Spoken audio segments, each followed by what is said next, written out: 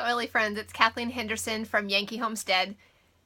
Tonight we are specifically addressing essential oils for spring survival, but the tips that I'm about to share with you are equally applicable to using essential oils for many other purposes.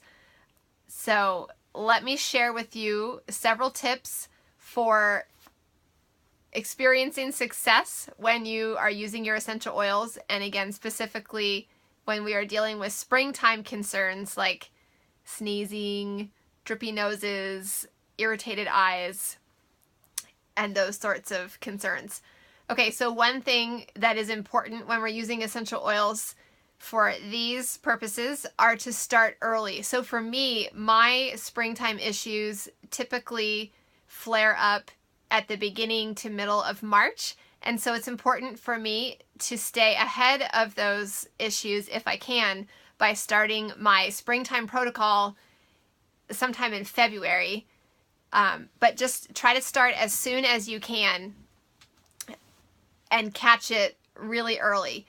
The second tip is to hit it hard. Catch it early and hit it hard. So start your essential oils protocols and, keep after it. Develop a consistent routine. What are you going to do every morning when you wake up? What do you need to keep accessible throughout the day? What is your bedtime routine? What are the things that you're going to do with your meals?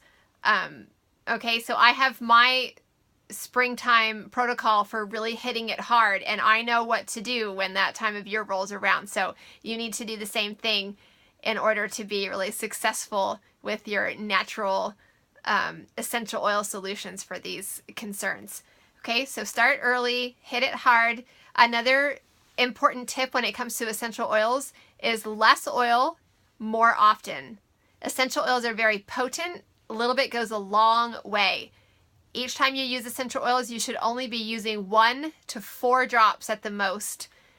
And often what we need to do in order to experience greater success is not use more essential oil, but use the oils more often. So less oil, more often. Be prepared to use your oils consistently throughout the day to achieve maximum results, which again means you need to think through, what do I need to keep accessible throughout the day? What do I need to carry in my purse?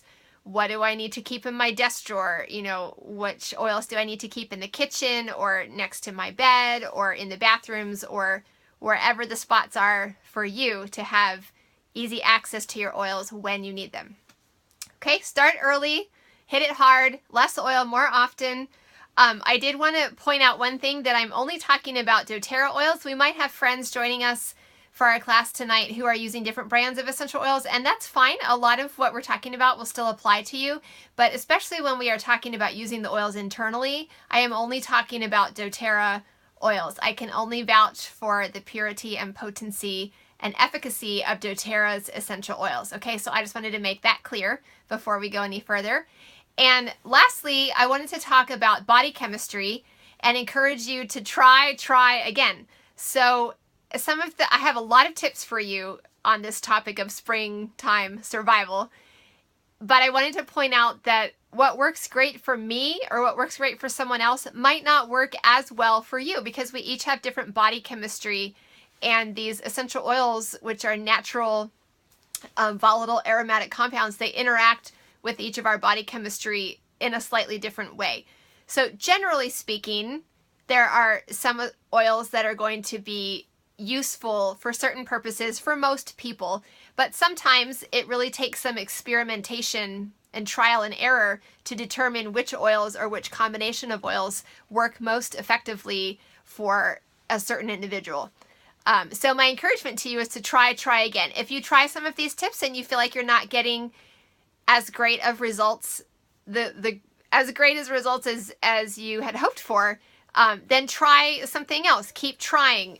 Make sure you have a trusted essential oil reference material.